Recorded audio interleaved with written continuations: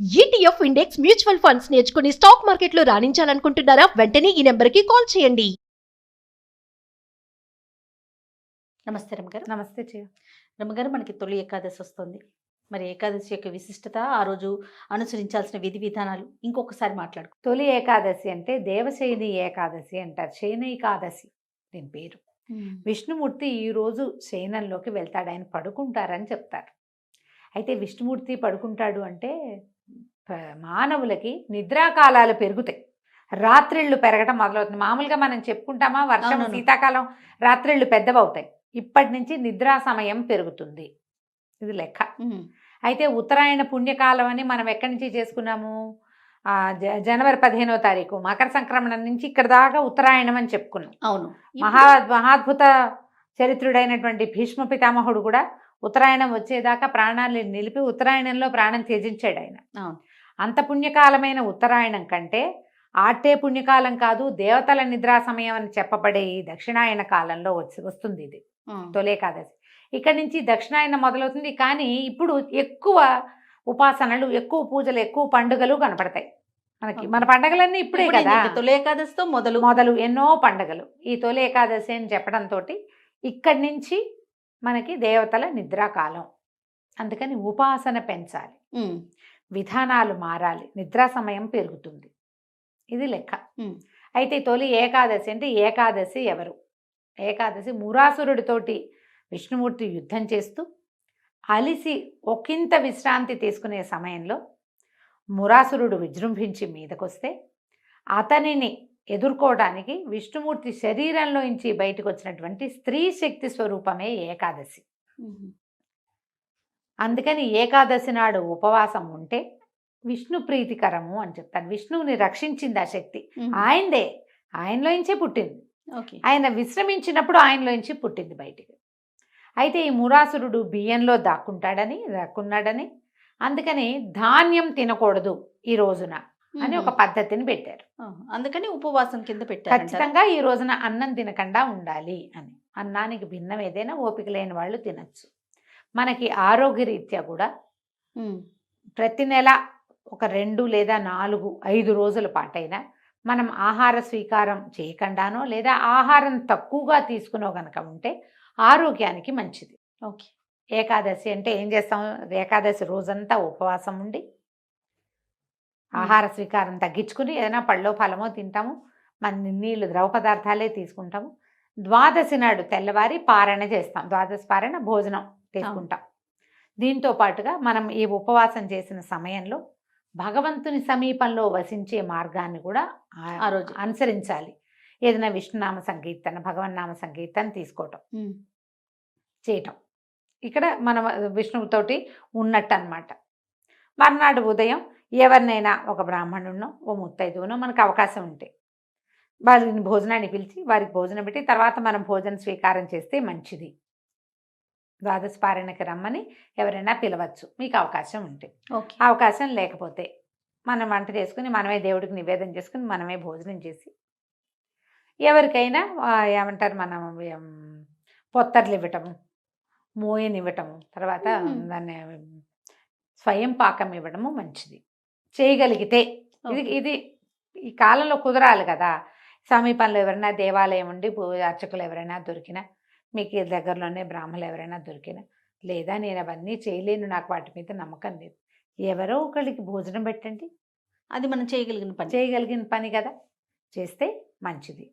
ఇప్పుడు ఈ కాలంలో ఇక్కడి నుంచి మొదలుపెట్టి, ఎప్పుడు తొలి ఏకాదశి నుంచి మొదలుపెట్టి కార్తీక శుద్ధ ఏకాదశి, ఉత్థాన ఏకాదశి దాకా, అంటే ఇప్పుడు శయనైకాదశి, అది ఉత్థాన ఏకాదశి, 4 నెలల కాలాన్ని చాతుర్మాస్యంగా చెప్తారు. ఈ చాతుర్మాస్య దీక్షలో మనకి గురువుగారు చాలామంది, జిఎస్ స్వామి వారు చాతుర్మాస్య దీక్షలో ఉన్నారు అని చెప్తాం కదా. అవునండి. మన శృంగేరి పీఠాధిపతి చాతుర్మాస్య దీక్షలో ఉన్నారని. చాతుర్మాస్య దీక్షలో ఉన్నప్పుడు వారున్న ప్రదేశం నుంచి వేరే చోటకు వెళ్ళి ఎక్కడికి ప్రయాణాలు చేయకూడదు, ప్రయాణం చేయకుండా ఉంటారు. ఎందుకంటే ఇది వర్షాకాలం వస్తుంది, ఈ కాలంలో ప్రయాణాలు మంచివి కాదని పాత రోజుల్లో ఈ నియమం పెట్టి ఉండొచ్చు. మామూలు మనలాంటి వాళ్ళు కూడా చాతుర్మాస్యం చేసుకోవచ్చు. చాతుర్మాస్యం ఈ 4 నెలలు విష్ణువుని పూజించే విధానం. రోజు విష్ణుమూర్తికి అభిషేకం చేయటం ముక్తి లభిస్తుందట. రోజు తులసితోటి అర్చన చేయటం, నందివర్ధనం పువ్వులతోటి అర్చన చేయటం, ప్రతిరోజు చాతుర్మాస్యంలో దేవాలయ దర్శనం చేయటం, ప్రతిరోజు విష్ణు సహస్రనామ పారాయణ చేయటం, శివపారాయణ కూడా శివనామం కూడా, ఇది ఓన్లీ విష్ణువుకే అని చెప్పడానికి ఏం లేదు. చాతుర్మాస్యంలో కూడా శివదీక్ష కూడా శివనామ స్మరణ చేసుకోవచ్చు. పంచాక్షరి ప్రతిరోజు విధిగా ఎన్నిసార్లు చేయాలని, ప్రతిరోజు గాయత్రి చేయటం, ఇలా ఏదైనా ఈ చాతుర్మాస్యంలో ఎవరైనా చేయొచ్చు. చాతుర్మాస్య దీక్ష ప్రత్యేకంగా తీసుకునే వాళ్ళు ఏంటంటే దీనికి కుల మత వయో విచక్షణ ఏమీ లేదు. గృహస్థులు తీసుకుంటారు, వాళ్ళకి అవకాశం ఉంటే. మొదటి మాసం అంటే ఇప్పుడు తొలి ఏకాదశి నుంచి మళ్ళీ నెల దాకా కూరలు తినరు, రెండో నెలలో పెరుగు తినరు, మూడో నెలలో పాలు తీసుకోరు, నాలుగో నెలలో ఏ పప్పు దినుసులు తీసుకోరు. ఇది అలాంటి విధానం. నియమం. ఇది నియమం. ఓకే. ఈ నియమం దీంతో పాటుగా మనం ఏం చేయొచ్చు చాతుర్మాస్యంలో, ఇవన్నీ మనం పాటించలేము. మనం పాటించగలిగేవి కొన్ని ఉన్నాయి. 4 నెలలు భగవద్గీత చదవండి, భాగవత పారాయణ చేయండి, ఏదైనా పురాణ శ్రవణం చేయండి, ప్రతిరోజు 4 మంచి మాటలు వినండి. ఇలా మనం చాతుర్మాస్య దీక్ష చేసుకోవచ్చు. ఏదైనా చేయొచ్చుగా మనం. మహాభారతం వినొచ్చు, భాగవతం వినొచ్చు, రామాయణం వినొచ్చు, శివపురాణము, విష్ణు పురాణము, ఎవరైనా ఎవరేది చెప్తే ఏదో ఒక పురాణ శ్రవణం చేయటం, లేదా దేవాలయానికి వెళ్ళటం, లేదా పూజ చేసుకోవటం. ప్రతిరోజు దీపం 4 నెలలు 2 పూట్ల దీపం. అలవాట్లేదు దీపాలు పెట్టేది, ఒక పూటే పెడతాం. ఈ 4 నెలలు 2 పూట్ల దీపం పెట్టండి. మనం చేయగలిగింది కానీ మాసం అంతా చేసేలా 4 నెలలు చేసుకుని 4 నెలలు కూడా ఈ 4 నెలలు చాతుర్మాస్యం కదా. అవునవును. చాతుర్మాస్యం ఎలా చేసుకోవాలి అని అడిగే వాళ్ళ కోసం చెప్తున్నాను. అట్లనేనండి. చాతుర్మాస్యానికి పెద్ద పెద్ద విధి విధానాలు ఉన్నాయి. అవి పాటించదలుచుకుంటే మీరు పెద్దవాళ్ళని ఎవరైనా కనుక్కుని పురోహితుడిని కనుక్కుని చేసుకోవచ్చు. అవి నేను చెప్పట్లా. మనం ఇది ఇలా చేయొచ్చు. ఓకే. ప్రతిరోజు చేసుకునేవి ఇక్కడి నుంచి మొదలుపెట్టి చేసుకోవటం. మనం తొలి ఏకాదశికి వస్తే తొలి ఏకాదశి నాడు పేలపిండిని నివేదన చేసి తీసుకుంటారు. పేలపిండి అంటే పేలాలు, జొన్నలు వేయించి, బియ్యం పేలాలు వడ్ల పేలాలు కాకుండా జొన్న పేలాలు చేస్తారు ఎక్కువగా. జొన్న పేలాలు చేసుకోవటం, తర్వాత వాటిని చక్కగా దంచి బెల్లము కొంచెం ఏలక పొడి చేర్చి దంచి పేల పిండిని నివేదన చేసి భగవంతుడికి పేలపిండి పంచుకోవచ్చు, తినచ్చు. ఓకే. ఈరోజు విశేషం అది. ఇక్కడి నుంచి మనకి దక్షిణాయనం మొదలవుతుంది.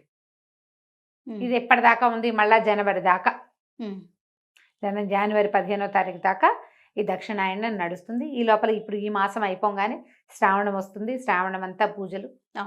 తర్వాత భాద్రపదంలో మొదటి 9-10 రోజులు మనం గణపతిని ఆరాధిస్తాం. తర్వాత పితరులని ఆరాధించే 15 రోజులు వస్తాయి, ఆరాధన. అక్కడి నుంచి మళ్ళా ఇది వస్తుంది, ఆశ్వీజ మాసం వస్తుంది. అమ్మవారి కోసం 10 రోజులు సేవించుకుంటాం. ఆశ్వీజం వెళ్ళేసరికల్లా కార్తీక మాసం, ఆ తర్వాత మార్గశిర విష్ణు మాసము వచ్చేస్తాయి. అంతా ప్రతి నెల ఏదో ఒక పూజా విధానంగానే ఉంటుంది. ఎవరెవరు ఎంతెంత చేయగలిగితే అంతంత చేయటం. చాతుర్మాస్యం అందరూ చేయొచ్చు అని చెప్తున్నాను కదా. ఒకవేళ మాంసాహారం తీసుకునే అలవాటు ఉన్న వాళ్ళు ఉంటే కనుక మీరు భగవదారాధనలో ఉండదలుచుకుంటే ఈ 4 నెలలు తినడం మానేయచ్చు. ఓకే. అది కూడా ఒక నియమం. తర్వాత కార్తీకంలో కూడా తినము, ఇన్ని నెలలు తినకుండా ఉండలేమంటే అది మీ ఇష్టం. అది ఎవరెవరి విచక్షణ బట్టి, అవకాశాన్ని బట్టి చేసుకోవచ్చు. విష్ణువారాధనకి ఉత్తమమైన కాలంగా చెప్తారు ఈ 4 నెలలు. తర్వాత స్వామివారిని నిద్రలేస్తారు. అంటే ఇప్పుడు తులసితో అర్చన చేయొచ్చా, తులసి కొయ్యకూడదు, అలాంటివేవో 2-3 వచ్చినాయి నాకు ప్రశ్నలు వచ్చినాయి, మెసేజ్లు వచ్చినాయి. అర్చన కోసం కోసుకోవచ్చండి, ఆ అనుమానం ఏం లేదు. మనము తులసితోటి ఏం చేస్తాం జయ? జనరల్గా అంతే కదండి, అర్చనే కదా చేస్తాం. అర్చన కోసం తులసి కోసుకొని అర్చన చేసుకోవచ్చు, అవకాశాన్ని బట్టి చేసుకోండి. ఈ తొలి ఏకాదశి నాడు ఉపవాసం ఉండటం, మర్నాడు వచ్చే ద్వాదశి నాడు పొద్దునే ద్వాదశి పారాయణ చేసుకుని ఎవరికైనా భోజనం పెట్టడం, ఏదైనా మీ అవకాశాలను బట్టి దేవాలయ దర్శనం చేసుకోవడం. ఏకాదశి నాడే చాలా హడావిడిగా ఉంటాయి దేవాలయాలన్నీ. మీ అవకాశం దేవాలయానికి వెళ్ళలేకపోతే ఇంట్లో భాగవతమో, భారతమో, భగవద్గీత స్వయంగా చదువుకోండమ్మా. వినడం మంచిది, ఎప్పుడు కూడా వినటం మంచిది.